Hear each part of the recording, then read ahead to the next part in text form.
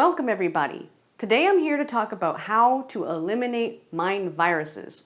So what's a mind virus? It's a limiting belief.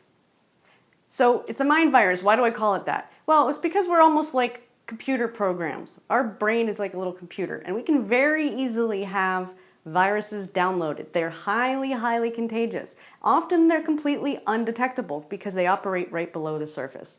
So for most of us, these mind viruses that I'm going to talk about were implanted when we were young, and then we hear them over and over again in our society, and we never question them because they seem so normal. But they can have negative consequences, even though there's a positive reason why we're told that in the first place.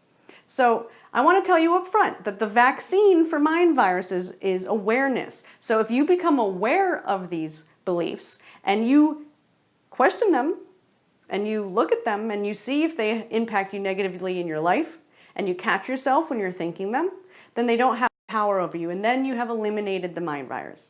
So here they are. The first one is money is the root of all evil. Now obviously that's not true. We could go into a lot of detail about this, but what I want to point out here is that if you believe, even unconsciously, that money is the root of all evil, then you might actually block yourself from getting money because you're going to feel it's going to make you evil, or that bad things are going to happen because of it. Do you see where I'm going with this? So here's another one. Let's try another one. This one's also related to money. Well, money doesn't grow on trees. So there's good intentions behind when we're told that, but say you might have heard that as a child. Well, money doesn't grow on trees. Well, of course it doesn't. But the reason why they're telling you that is because they want you to spend your money wisely, which is a smart idea. But what happens is that at our core, then we start to feel like there's this lack. Well, money doesn't come from trees, so, well, even though it does come from trees, but it makes us feel like there's limitation, which again can hold us back. So here's another one. Finishes everything on your plate, because there's starving people in the world. So on the positive side, it can make you feel grateful for the fact that you have food, but really what ends up happening is it makes us feel guilty for having when others don't. So again, when it comes to money specifically, you might actually hold yourself back from having as much abundance in your life as you want because at your core you feel guilty for having more than other people. So you don't really notice it, but sometimes these things can have these negative effects for how we feel about things in life. Here's another one. Don't burn your bridges.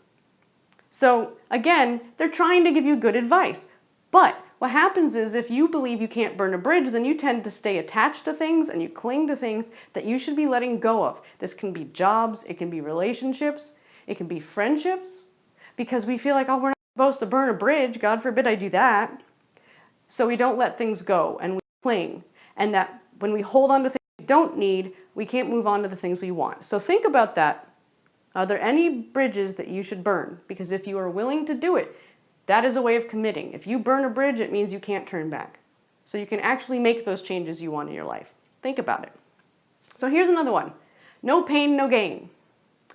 So how could that have a negative consequence? Well, if you receive something that wasn't painful, was very easy, and in your mind you go, well, I'm not supposed to receive anything unless it was painful. So you could actually end up self-sabotaging yourself to cause yourself the pain that your unconscious mind believes you're supposed to have in order to gain. So here's another one. Life is hard. Well, if you believe life is hard, then you're never going to have anything that comes easy because you go around looking for it to be hard. So if something does come easily to you, like say you just meet the most amazing person and they're so perfect and it was easy and you didn't have to try very hard and you didn't have to wait very long, then it's like, oh, well, it's not supposed to be this easy. And so either you're not going to believe it and you're going to self-sabotage it, or you're going to sabotage it somehow to make it hard and complicated because you believe it's supposed to be hard. And of course, like consciously, we don't do these things, but our unconscious minds are extremely powerful. Here's another one. You got to pay your dues.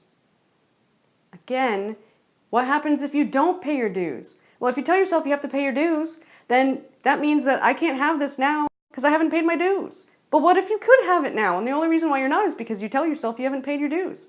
What, I can't be successful in my career because I don't have the education yet? That's the dues I have to pay? Who says? Because there's a lot of people who are very successful without it. What about this one? The early bird gets the worm. Well, it makes you feel like you have to jump on everything right away, but maybe you should think about it. Maybe you don't have to be the first one. Maybe you should let someone else make the mistakes. And this is my favorite. The grass is always greener on the other side.